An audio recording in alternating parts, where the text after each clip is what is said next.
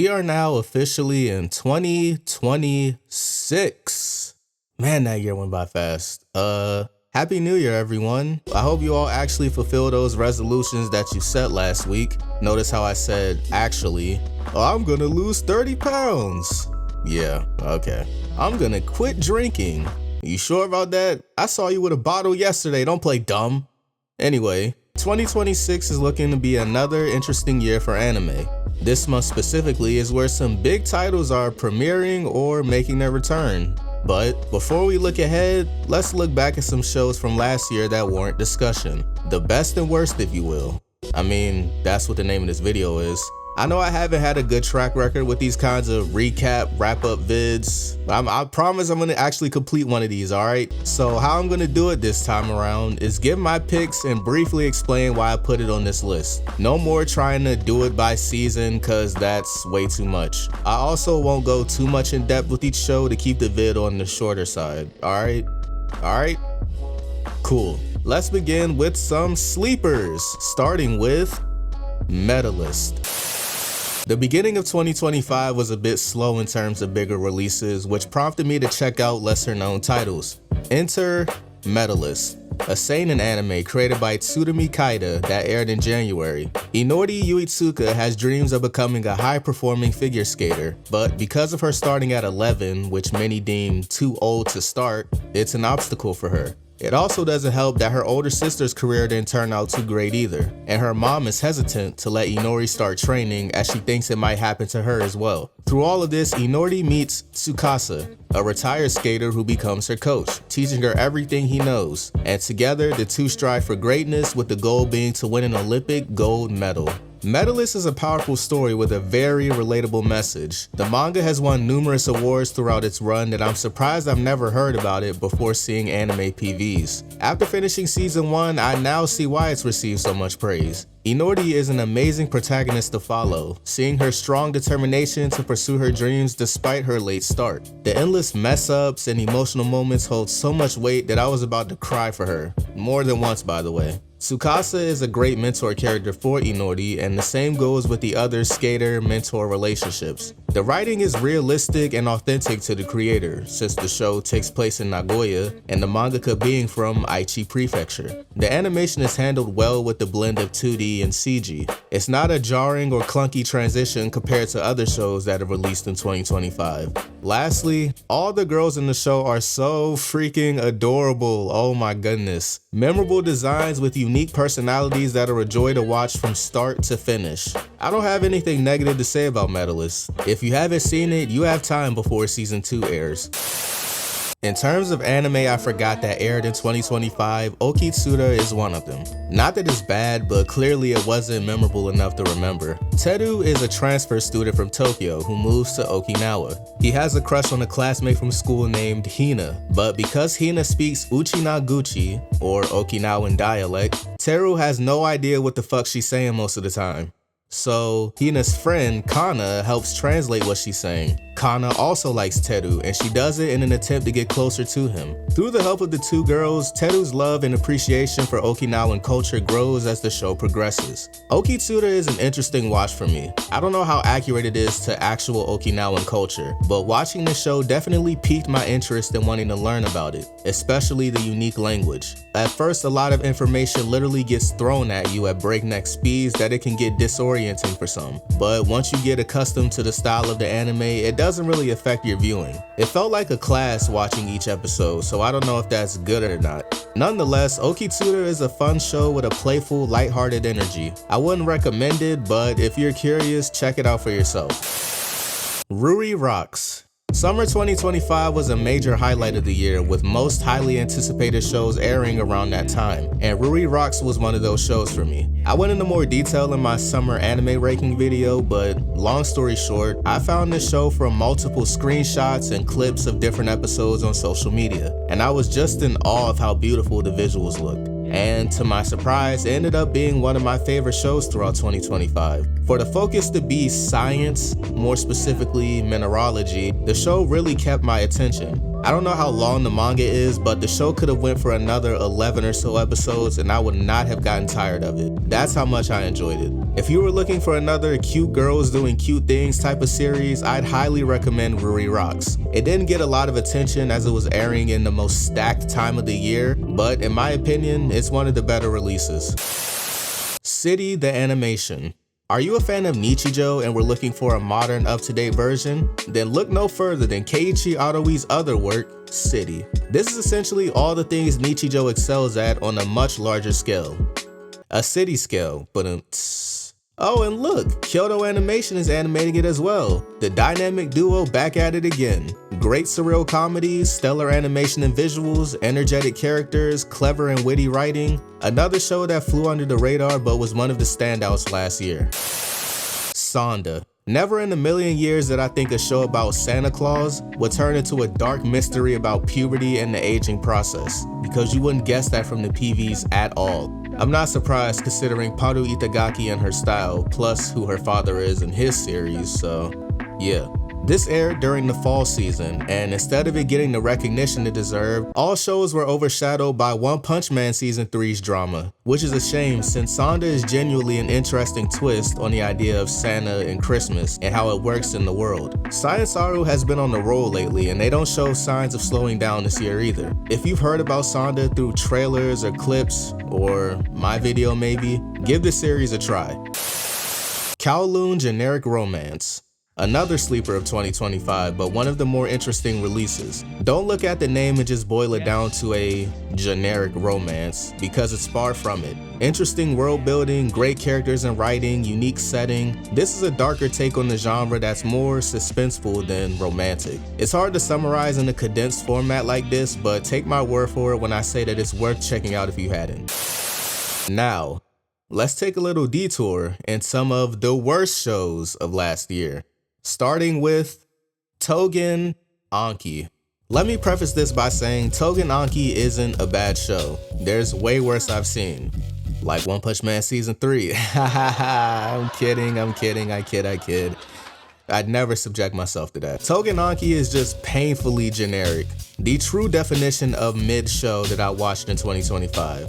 Just another run-of-the-mill shonen that people are gonna forget about when it stops airing. Delinquent protag comes from a lineage he doesn't know about. Guy from rival clan kills his dad who's also from same rival clan. Protag fights off guy from rival clan with powers he doesn't know about. Protag gets recruited by sensei to go to school and learn how to use powers. Protag seeks revenge on guy from rival clan for killing dad who's from same rival clan. You see where I'm getting at here? You could play a drinking game with the amount of cliches and character/shonen tropes laced throughout Tougen Anki, and you die from alcohol poisoning trying to finish. New and old, you name it, this show has it. Delinquent protagonist who can't control his powers. Levi variant from design to personality, also voiced by Hiroshi Kamiya. You got your Sakura. Loud hothead. Guy who wants to get stronger to kill relative. The bitch character who's OP when he decides to lock in. Incel character voiced by Natsuki Hanae because we have to fulfill that quota every so often. Girl with mom fetish who likes to prey on the weak. Outside of 3 characters, everyone else is either boring or annoying. There are no memorable characters in the show, not even Shiki. And I had to research his name because I honestly forgot. That's how not memorable the characters are. And I'm not exaggerating either. Unrelated, but the most egregious case of same-face syndrome I've seen in modern anime. People who always call out Bleach for this will have a field day with this show. Lastly, not only is there same-face syndrome, but also same body syndrome with the women. Clearly the mangaka has a type when it comes to what he prefers. Just like how Fujimoto has some kind of emasculation kink, Yura Urushibata likes drawing thick Japanese women. I stopped watching Tougen Anki after like episode 9 because it wasn't keeping my attention. Every time I watched it, I found my eyes glazing over way too much. Honestly, there's no point in watching this when Blood Blockade Battlefront exists. Next show, Lazarus. The true definition of wasted potential. Lazarus was promoted to be another banger to add to Shinichiro Watanabe's resume. Unfortunately, this is his first L. and Adult Swim's 3rd when it comes to original anime. If you want to see my full thoughts regarding the show, I made a video on it. In short, the episode structures felt too formulaic. It took too long for things to really get going. No character development for majority of the main cast until its latter half. They spoiled the biggest plot point in episode 2, and they thought they could hide all these blemishes with great visuals. No. You can't just jingle keys in my face like an infant, expecting me to turn my brain off and gawk with my mouth open for 30 minutes. JAYTASTIC ain't no reactor thumbnail, let's get that out the way. To add insult to injury, they had the nerve to leave the finale open-ended for a potential season 2, which you can get the entire fuck out of here with that. No thank you. Go watch Common Side Effects instead. It aired months earlier on Adult Swim and it has the exact same plot, but it's actually good. Nukitashi the animation. Who asked for this? Like, I'm genuinely curious. Who asked for this show? This is hands down the worst show of the year. Kill it with fire, extinguish it, chop it with a sledgehammer, then kill it with fire again. This show better not get a season 2. There's no point for this show to exist. Now, back to a more positive note. The best shows of 2025. And I'm gonna be firing them off since there's a lot. So let's go. Sakamoto Days, the best turnaround I've seen from a big series in 2025. Many viewers, myself included, had gripes with part 1 that's no longer a problem with part 2. Improved fight animation and choreography, the removal of those god-awful unnecessary textures, improved compositing, overall better direction. If I had one critique, I'd say some fights could have been directed better, but other than that, cool. A production team actually listened to the criticism and immediately improved. And it didn't have to take an inept, no-knowledge, dickhead-led hate train to do so. I was right, guys. They hated on JAYTASTIC because he told the truth. Apologies not necessary. See what happens when you hate for the love of the game and not for clicks and money?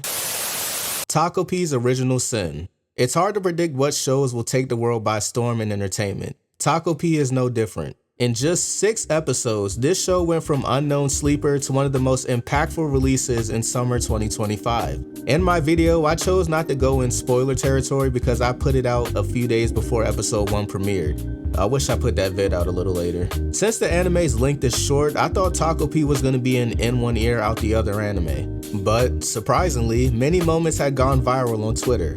For good reason. This was a perfectly crafted short story, proving that you don't need a bunch of material to make a huge impact, and Taizan 5 is a master at that. If you're a fan of Doraemon, Oyasumi Pun Pun, and thrillers, Taco P's Original Sin is right up your alley.